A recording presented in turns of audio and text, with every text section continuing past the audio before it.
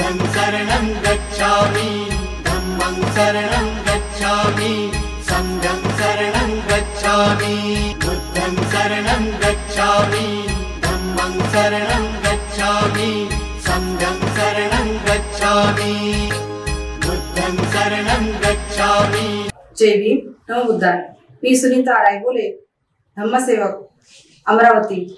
आज आपण Tathagata TV channel च्या ऑफिस मध्ये आपण बनते संघसर यांना आमंत्रित केलंय आणि जाणून घेऊया की भंतीच्या संवेदना आपल्यापर्यंत कशा पोहोचतील आणि उपासिकांनी कसं परिवर्तन करावं हे आपल्याला भंते संघसर सांगतील।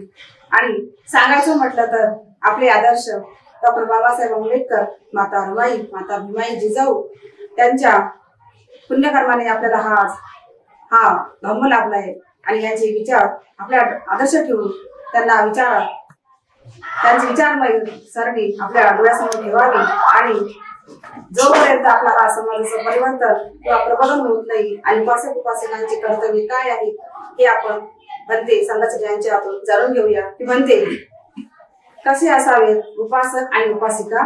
भंतेची नाव आपण जाणून घेऊया। माझ्या गुरुवर्य सुमेधवरी भंतेजी प्राध्यापक टिपलनेट टिपलपाली वटफळी वटफळा शाखा संस्था अमरावती भदंत संघशरण भिक्षू थेरो हे माझा पूर्ण परिचय आहे।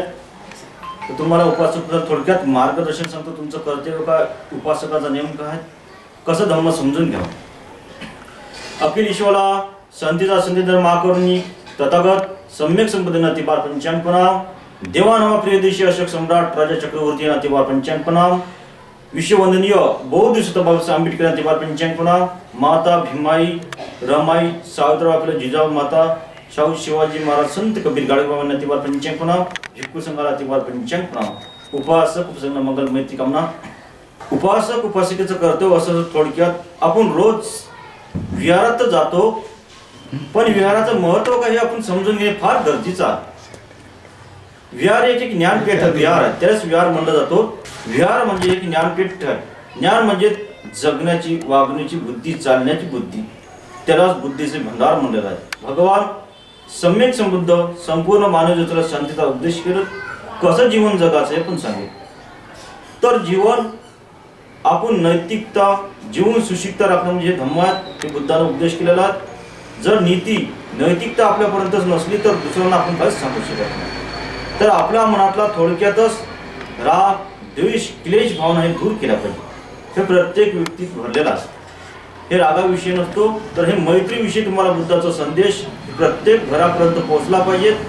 तर उपासकाचे नियम आहेत अष्टमी अमावस्या पौर्णिमा असली तर 8 सील हे उपासकाचं आणि सामान्य उपासकाला 5 पंचशील आहे आणि महाउपासकांना 10 शील आहे। तर 10 शील हे कोणाकडून घ्यावं लागतो? अनागरिकची दीक्षा एखादे बौद्ध भिक्षू असला त्यांना आपण आमंत्रित करतो बोलावतो त्यांच्याकडून अनागरिक बनावं लागतो। अनागरिकचं कर्तव्य आहे धम्माचा प्रचार करणं। जेव्हा धर्मगुरू तुम्हाला 10 शील देतो त्या 10 शीलाचा 75 शकियाचं पालन करतो। जेव्हा धर्मगुरू उपदेश पण करतो का तुम्ही खेडोपाडी जाऊन शहरात जाऊन पण धम्माचा उपदेश केला पाहिजे, कर्तव्य आहे। तर तो अनागरिक म्हणतो ठीक आहे भंते मी शपथ ग्रहण करतो का खेडोपाडी धम्माचा प्रचार करतो, लोकांना मार्गदर्शन करून सांगेन ही शपथ तुमच्यापासून ग्रहण करतो। पांढरे वस्त्र परिधान केलेला अनागरिक असतो, त्याचे शीनमुंडन असतो। शीनमुंडन म्हणजे केस कापलेले, त्याला अनागरिक म्हणलं जातो। आणि पांढरे वस्त्र परिधान करतो उपासक, त्याला उपासक म्हणतो, उपासिका म्हणतो। महाउपासिका म्हणजे 8 शील पालन करणारे, ज्याला अनागरिक म्हणलं जातो त्याला 10 शील पालन करतो। सामनेर बनणे म्हणजे 10 शील, सामनेरी म्हणजे 10 शील असतो। आणि भिक्षूला 227 नियमाचं पालन करावं लागतं, भिक्षुनीला पण 311 शीलाचं पालन। तर उपासक उपासिकेचं सामान्य जीवन नाही आहे। उपासक अशा प्रकारे असतो जो अमावस्या पौर्णिमाला 8 शीलाचं पालन करतो। पहिला जीव हिंसा न करणे, दुसरा चोरी न करणे, तिसरा ब्रह्मचर्याचं पालन करणे, 14 मुसावाद खोटं न बोलणे, 5वाद कच्ची पक्की नशा न करणे, त्या नशामुळेच आपला घर परिवार बर्बाद आहे। मादक पदार्थ खानपानावर आपलं लक्ष करणे। नंतर 6वं शील भगवंताने सांगितलं आहे विकाल भोजन न घेणे. विकाल म्हणजे आवडी न जेवणे हे उपासकाला लागू आहे. भिक्षूला पण जो नियमाचं पालन करत असेल तर सत्य तो परिवर्तन जीवनात सुखी आहे. जेव्हा अष्टमी पौर्णिमा असले कर्मकांड चमत्कार नाही. आपल्या चित्ताच्या शुद्धी करण्यासाठी 8 शिलाचं पालन करावं लागतो. ज्या प्रकारे आपण अन्न शिजवतो ते भांड्यात ठेवतो, दुसऱ्या दिवशी बाशी होतो, ही बाशी विचार फेकण्याकरता नवीन विचार घेण्याकरता ही शील आहे. सदाचारी जीवन गाठण्याकरता 8 शील असतो. 8 शिलाचा फार बौद्ध धर्मात महत्व आहे उपासक उपासिकेसाठी. जर हे आपण 6वं शील झालं विकाल भोजन न करणे. विकाल भोजन केलं तर शील भंग होतो. अवेळीनंतर जेव्हा पौर्णिमा अमावस्या नाही तेव्हा जेवू शकतात टाइम टेबलनं. मग त्या दिवशी जर ठीक 11 वाजता कमी आणि जास्तीनं थोडासा आहार घेतला आणि 8 शिलाचं पालन केलं, आर्य मोहून राहिलं तर तुमच्या चित्ताची शुद्धीकरण होतो, विकार दूर होतो. त्याकरता 8 शील असतो. 7वं शील आहे उंच्या आसनावर झोपणार नाही, गादीवर खाली चटी. आणि 8वं शील आहे नच गीतं, फिल्मी गाणी, श्वास, शिंगार, सोनं नाना काहीच वापरणे नाही. ही 8 शिलाचं नेहमी पालन करणे. अमावस्या पौर्णिमाला बाकी दिवस 25 शील आहे. 5 शील जीव हिंसा न करणे, चोरी न करणे, व्यभिचार न करणे, वादविवाद न करणे, कच्ची पक्की नशा करणे, हे 5 शील आहे. जर नेहमीप्रमाणे हे उपासक उपासक जर सदैव आपण दिनचरित्रात पालन केलं तर सुखी व्हायला काहीच वेळ लागत नाही. श्रीलंका, थायलंड, ब्रह्मा, कंबोडिया अनेक देश आहे धार्मिक हे शिलाचं पालन करते, म्हणून ती उद्योगपती आहे. सुखी आहे जीवन. उठल्या थायलंडला, श्रीलंकेला भिक्षू चारी केले ते दान केल्याशिवाय त्यांचं क्रियाच करत नाही. त्यांच्या मनात काय उत्पन्न करतो? भावना भीरदंतो गच्छन्तु देवता गता. देवता गता म्हणजे हे भगवान सम्यक समुद्धा धन्य आहे. जगात आम्हाला धम्मतनु सोन्यासारखे दिला. धन्य आहे भिक्षूची सेवा करायला आम्हाला लावलं. भिक्षू हे त्यागमय जीवन जगतो, त्यांचा घर परिवार सोडतो आणि लोकांना इतरांना हित कल्याणकर चिंतनकार भिक्षू घर भरून खेळापड्यात मार्गदर्शन करून समजावून सांगतो. तेव्हा ते उपासिका श्रद्धेप्रिय तिच्या मनात, त्या उपासिकाच्या मनात भावना जागृत होतो आणि भावनेपैकी वंदन पण करतो. वंदामी म्हणतो, श्रद्धा जागृत होतो.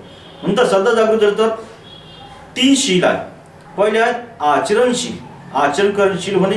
दुसरा आहे दानशील, दान देतो तो. तिसरा आहे कर्तव्यशील, हे कर्तव्य पालन करणे बौद्धांचं कर्तव्य आहे. आणि तसेच बौद्धांना उपासक उपासकांना हे 8 शिलाचं नियम आहे, 5 शिलाचं बंधन आहे. कोण म्हणतो उपासक उपासिकेला बंधन नाही? बंधन आहेच. ओरिजिनल उपासक उपासिका असन तर त्या माऊलीला, त्या बाबाला पण बंधन आहे, तर बंधू भगिनींना पण बंधन आहे. 8 शिलाचं 5 शिलाचं पण काळानुसार परिवर्तन आहे. जिथं तुम्ही बोलायचा तिथंच बोललं पाहिजे. भलत्याच ठिकाणी बोलून काही फायदा नसतो. आणि जग मोजकंच बोललं पाहिजे का तुमचा शब्द पण लोकांना कळलं पाहिजे, हे पण सांगलं बुद्धानं. म्हणून उपासकीचं कर्तव्य आहे.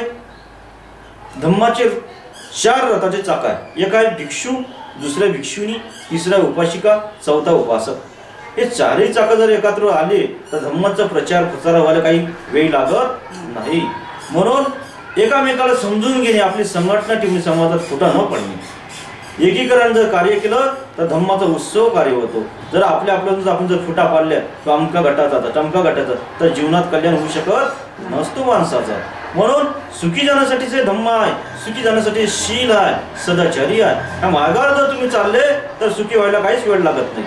म्हणून भगवान बुद्ध म्हणतो भिक्षू हो, ही उपासक उपसिक तुम्हाला भोजन दान देतो, कपडा दान करतो, शिवर दान करतो, त्या बदली तुम्ही धम्माचं दान त्यांना केलं पाहिजे. खेळपाणी शहरात घराघरीच जाऊन भिक्षू कोणाचं फुकट चहा पित नाही, भिक्षू कोणाचा फुकट पण नाश्ता करत नाही. त्या बदलीवर पाणी जरी पिलं तर उपासकाला मार्गदर्शन करून सांगतो तर हे योग्य नाही, हे योग्य आहे. तर मनुष्य आज बघतो समाजात फिरतो मी म्हणते माझा मुलगा खूप दारू पिते, याला चिवर देता का? पण असं म्हणून का म्हणते विद्वान मुलगा मी धम्माला दान करतो, यांना चिवर देता का? विद्वान मुलगा काय करेल? त्या विद्वानाला जर चिवर दिलं तर समाजाला काय बनवून? विद्वान बनवून. आणि मूर्खाला जर चिवर दिलं तर काही मूर्ख काही सांगू शकेल का तुम्हाला? काहीच नाही सांगू शकत. मूर्ख हे समाजाचा पात्रताच नसतो. भगवान बुद्धांनी पहिलेच म्हणलेलं आहे. पण अंगुली महाराजसारखा जर धम्मातून परिवर्तन होत असेल तर हे मूर्ख व्यक्ती पण धम्मातून परिवर्तन होऊ शकतो. त्याला धम्मा कळला तर, आचरण केलं तर. म्हणून हे मार्गदर्शन करणे भिक्षूचं कर्तव्यच आहे. आणि उपासकाचं पण. बाबासाहेबांचं मिशन कसं पूर्ण जाईल? बाबासाहेबांनी पहिले सांगितलं दीक्षाभूमीला 56 साली. उपासकाचं पण कर्तव्य आहे माझा धम्म सांभाळून नेण्यासाठी. केवळ भिक्षूचंच नाही, ते उपासकच आहे. धम्म प्रचार करणे उपासक पण करू शकतो. पण आवन्नी पावन दक्षिणी दान भिक्षूला पण करता येते. भिक्षु हे दक्षिणी व दान देण्यात पात्र आहे, अवनीय भिक्षु भोजन दानात पात्र आहे, अंजली किंवा वंदामी म्हणते म्हणण्यात पात्र आहे. आणि उपासकाची पात्रता पण कधी कधी भिक्षु तर आपल्या घरी आपण त्यांना जय भीम म्हणतो, ठीक आहे, जय भीम मुळे बाबासाहेब बुद्ध दिसला आपल्याला, पण वंदनीय जे भिक्खू संघ भगवंताचा श्रावक संघ त्यांना वंदमच म्हणते म्हणलं पाहिजे. जे भीमपुत्र भीमपुत्रींना त्यांना जय भीमच म्हणलं पाहिजे. हे भेदभाव नाही आहे, जे नेम आहे हे सांगतात तुम्हाला. नमो बुद्धाचा अर्थ आहे बुद्धालाच नेमणे. केवळ नमो बुद्ध मला म्हणसान तुम्ही तर बुद्धाच्या आदर्शाला नमन होते का? नाही. ज्याचा माणसाला सन्मान लागू त्यालाच होतो. मी जर 4 पुस्तक वाचून सांगत असत हे सत्य असत्य आहे, ते खोटी बातमी आहे. नमणे म्हणजे भगवान बुद्धाच्या वचनाला शरण जो व्यक्ती पालन करतो त्याला नमो बुद्ध लागू होतो. मग भगवान सम्यक संबुद्ध आहे त्यांना नमो बुद्धच म्हणतात. बुद्ध नमामी म्हणजे बुद्धाच्या नवगुणाला शरण स्थान नमणे. म्हणून असं विघटन प्रत्येक लोक म्हणतो का नाही नमो बुद्ध योग्य, ठीक आहे, तुझे म्हणणं योग्य, नमो बुद्ध जय भीम पण योग्य, असं मी चुकीचं नाही म्हणत, पण परंतु ज्याचा मान त्याला आपण दिलाच पाहिजे. नमो बुद्ध म्हणजे बुद्धाला नमणे, जय भीम म्हणजे ना स्वतंत्र बंधू. तो जर जय भीमच नसते, बाबासाहेबच नसते, तर संविधानच नसतं, तर हक्का सन्मानाचा अधिकार आपल्याला भेटला नसता. म्हणून हे विषय असा आहे की संपूर्ण उपासक उपासिकाला हे बंधनात आहे. उपासक उपासकाला कोणी म्हणतो आम्ही सामान्य माणसं भंतीचे आम्हाला काहीच बंधन नाही, पण आहे 8 शिलाचं बंधन आहे, 5 पंचशिलाचं बंधन आहे. आणि तुम्ही सामान्य व्यक्ती असेल तर तुम्हाला बंधन कशाचं राहणार नाही. ज्या प्रकारे जैन धर्मात दीक्षा दिला जातो त्याने शिलाचं पालन केलं जातो. अहिंसक परमहिंसक धर्म शिकवतो. म्हणून जैन आणि भगवान सम्यक संबुद्ध मिळते जुळते 15 दिवसाचा फरक आहे. तर जैन धर्म का सांगतो अहिंसकवादी, तर भगवान सम्यक संबुद्ध सांगतो मध्यम मार्ग. जर तुमच्या पायाखाली काही अनडा असा एक व्यक्ती असला तो चालत असेल त्याच्या पायाखाली चिठी माकडी मुंगी मिळेल, तर जैन धर्माचा कीर्तकर्माचा ही हिंसा आहे. तर भगवान बुद्ध कामाची हिंसा नाही, तो अनडा त्यांना दिसत नाही. जर दिसलं तर हिंसा करेन का? नाही करत. जाणून बुजून तो करू शकत नाही. चुकीने झाले ती हिंसा नाही आहे, आणि समजून जर करत असेल तो हिंसा आहे. हे मनातला टोक आहे. हाय पाय वरचा टोक नाही, खालचा नाही. मनातल्या भागाने आचरण करा, हे पण बुद्धाने सांगलेलं आहे. म्हणून भगवान बुद्धाचा धम्म आहे मनुष्य हितकार चिंतनमान कल्याणकारी करतात. हे बौद्ध धर्म जगाच्या पाठीवर श्रेष्ठ आहे. बाकी संप्रदाय आपल्या आपल्या पद्धतीने प्रचार करावा, हे कोणाची टीका नाही. हे फक्त केवळ समाज सुधारक म्हणून बौद्ध भिक्षू म्हणून बुद्धांचे उपदेश प्रत्येक जाती पंथापर्यंत केवळ एक धर्म नाही घेऊ शकत. जो स्त्री पुरुष आहे ते स्त्री पुरुषसाठी धम्म आहे, माणसासाठीच आहे, बाई पुरुषसाठी नाही. तर काय पशुला जर सांगलं तर पशु धम्म परिवर्तन करू शकत नाही, हे माणूस धम्म परिवर्तन करू शकतो. नाही तर काय ब्राह्मणाची मनुस्मृती आहे, फक्त ब्राह्मणांच वाचावी, बाईने वाचावं नाही, हे ब्राह्मणांना सांगलं मनुस्मृती. म्हणून बाबासाहेबांचा धम्म पटला नाही, म्हणून धिक्कारला. म्हणून बाबासाहेब बुद्धांचं चैत्र वाचलं, त्याच्यात आहे स्त्रीला समान आहे, पुरुषाला पण समान, एक समान, कोणी उच्च आहे नीच नाही. म्हणून उपासिक असन ते पण धम्माचं कार्य करू शकतो, उपासक असन ते पण धम्माचं कार्य करू शकतो. अशा प्रकारे तुम्हाला हे मार्गदर्शन फुल सांगलेलं आहे. म्हणून विहारात रोज जात आपण, पण श्रद्धेपूर्वक केलं पाहिजे. विहारात स्वच्छता करणं पण बौद्धांचं कर्तव्य आहे. तर बौद्धात केवळ नावासाठी नसतो. श्रीलंकाला सकाळी 6ला भिक्षू चाली गेले तर त्याला भोजनदान, भोजनाची वेगळी भिक्षा पात्रात भोजनदान, फलदान, फ्रूट दान करतो. हे श्रद्धा त्यांची.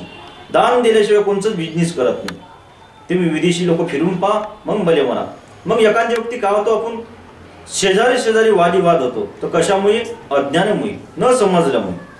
जर समजलं तर झगडे बन का? ज्याच्याकडे सम्यक विचार असेल तो वादविवाद कधी करणार नाही. सम्यक विचार म्हणजे चांगले विचार. जे अज्ञानीकडे बोलत असेल काय एवढी शिवा देतं, काय एवढी घाण शिवा देतं, जर समजून जर सांगलं तर ते एखादी व्यक्ती मूर्ख ऐकत नसतो. मग कदाचित त्या मूर्खाला त्यांच्याच भाषेत कोणी बोलतो, पण तो शिव्या देणाराही मूर्ख आहे, शिव्या करणारा पण मूर्ख आहे. दोघांनाही कोणी चांगलं म्हणू शकत नाही. म्हणून तो धम्माचं आचरण करत असेल तो कधी बी आर्यमोहाचं पालन करून वादविवाद कधीच घालणार नाही, वाद कधीच करणार नाही. असा धम्मवान व्यक्ती राहतो जीवनात. म्हणून धम्मवान व्यक्तीचा सहनशीलता त्यांच्या अंगी राहतो. तर एकदा भगवान बुद्धाला एक ब्राह्मण शिव्यागारी करतो, खूप शिव्यागारी करतो. तर भगवान बुद्ध चुप राहते. थुकल्यावर बुद्ध चुप राहतो. नंतर म्हणतो भगवान मी तुमचा अपमान केला तरी तुम्ही चुप आहे एवढे, तरी तुम्ही मला काहीच बोलत नाही. तर ब्राह्मणा तुझ्या घरी पाहुण्यात हो, मग तू उपार आणता का त्या पाहुण्याने खाले हो. मग तसंच जर त्या पाहुण्याने खाल्ले नाही तर उपार कुठे राहील? माझ्याकडेच. मग तुझ्या मी शिवा स्वीकारलाच नाही तर शिवा कोणाकडे राहिल्या? तुझ्याकडेच राहिल्या. भगवान मी अज्ञानाने तुम्हाला समजू शकलो नाही म्हणून भगवंताला अभिवादन केला. म्हणून एखाद्या आपण शेजारी एखाद्याने काय शिवा दिली त्याचे पूर्ण खानदानच काढून घेतो आपण. हे असे अज्ञानी लोक आहेत. कारण का धम्म न समजलं मी अधार्मिक लोक करते. जो धार्मिक आहे तो धार्मिकतानच बोलून शांत प्रेमिकच बोलून आणि जिथं क्रांती करायची आहे तिथं क्रांती पण करतो. ह्या जगात शांती पाहिजे आणि बुद्धाची शांती आहे आणि बाबासाहेबांची पण क्रांती आहे. म्हणून बुद्धानंतर देवाना प्रिय अशोक सम्राट राजा चक्रवर्ती संघमित्रा महेंद्रनाथचा मुलगा धम्माला दान केला. जर महेंद्राचा वारसा चालवत असेल तर एक धम्माला मुलगा दान केलाच पाहिजे आपण. तेव्हाच आपलं धर्मगुरु दिशेने श्रीलंका थाळण होणे भिक्षुकीचे जे उत्पन्न होईल आणि भिक्षुचं मार्गदर्शन कर आणि भिक्षुणीचं पण आपण संघटन केलं पाहिजे. आपले 2 मुले आहे का 3 मुले काही भिक्षुणी बनण्याकरता आपण दान केलं पाहिजे. ती भिक्षुणी तर काही बनतो भगिनी आमची शिवाय बलिदान करतो तो लोक हिताचा कल्याणकाराचंच गोष्टी करा. लोक धर्मच सांगन समजून त्यांचं हित कसं होईल चिंतन कसं होईल हे धम्म प्रचारासाठीच भिक्षू असतो भिक्खून असतो आणि उपासकाची पण दीक्षा असतो. जो उपासक दीक्षा घेतो तो पण धम्म प्रचारक बनतो. भिक्खू भिक्खूनी सेवा करतो. त्या सेवेमध्ये कशाचाच भाव नसतो. म्हणून त्या सेवामध्ये भाव कशाचाच नसतो. जो भावना प्रत्येक करतो का माझं नाव झालं पाहिजे तर तो व्यक्ती उपासक राहू शकत नाही. जो तन मन धनाने सेवा करतो तो शांतमय जीवन जगतो. साधू सब आशीर्वाद देतो. भवतु सर्वमंगल रक्षन्तु सर्वदेवता सर्वदानुभावेन सदा सोत्ति भवन्तु देव. भवतु सर्वमंगल रक्षन्तु सर्वदेवता सर्वधर्मानुभावेन सदा सोत्ति भवन्तु देव. भवतु सर्वमंगल रक्षन्तु सर्वदेवता सर्वसंगानुभावेन सदा सोत्ति भवन्तु देव. सभ्ये सत्ता सुखी हंतु सभ्ये सत्ता सुखी हंतु. खूप मंगल कल्याण सुखमय जीवन. तथागत हे चॅनल आहे टीव्ही. हे चॅनल कसं आपल्याकडून जे जे दान होईल दान करतावर आणि लोक हित लोक कल्याण करण्यासाठी चॅनल आहे. जाहीरनाम्यातून तुम्ही दान करू शकता. तसेच आपल्यातून श्रमदान पण करू शकता. आर्थिक मदत पण पैशातून करू शकता चॅनलसाठी. आणि हे चॅनल घरोघरी पोहोचण्यासाठी अरुण बाबा उपासक वानखेडे यांनी हे चॅनल काढलेलं आहे. यांचं पण खूप धन्यवाद मंगल कामना. आणि हे चॅनलचा घरोघरी प्रसार झाला पाहिजे. म्हणून बौद्धांना आपण हेल्प मदत पण केली पाहिजे आणि आचरण करणं पण शिकलं पाहिजे. या चॅनल माध्यमातून तुम्हाला बोध पण मिळेल मार्गदर्शन पण होईल. आणि हे बौद्धांचं चॅनल घरोघरी बौद्धांचे विचार प्रचार करण्यासाठी हे प्रचार केंद्र एक चॅनल काढलेलं आहे. म्हणून यांचं पण मंगल हो सुखी हो खूप सुखी हो. साधू साधू. संपूर्ण विश्वाला शांतीचा समतेचा संदेश देणारे तथागत भगवान बुद्ध ज्या महामानवाने आपल्याला अंधारातून प्रकाशाकडे आणले आणि आजचा हा दिवस सोन्याचा उगवला आपल्यासाठी त्या महामानवाला मी कोटी कोटी वंदन करते. आणि आम्ही भंतीजीला आमंत्रित केलं तथागत टीव्ही चॅनलच्या विद्यमाने भंतीजीचं आम्ही मनपूर्वक अभिनंदन करतोय. धन्यवाद देतोय की भंती तुम्ही वेळात वेळ करून आम्हाला हा उपासक उपासिकांचे नियम काय आहे ते आम्हाला तुम्ही समजावून सांगितले. आणि आमचे संस्थापक अध्यक्ष अरुण सर वानखेडे यांना पण मी धन्यवाद देते की त्यांनी आपल्या भंतीजीला आमच्या टीमतर्फे खूप खूप धन्यवाद भंतीजी. साधू साधू साधू.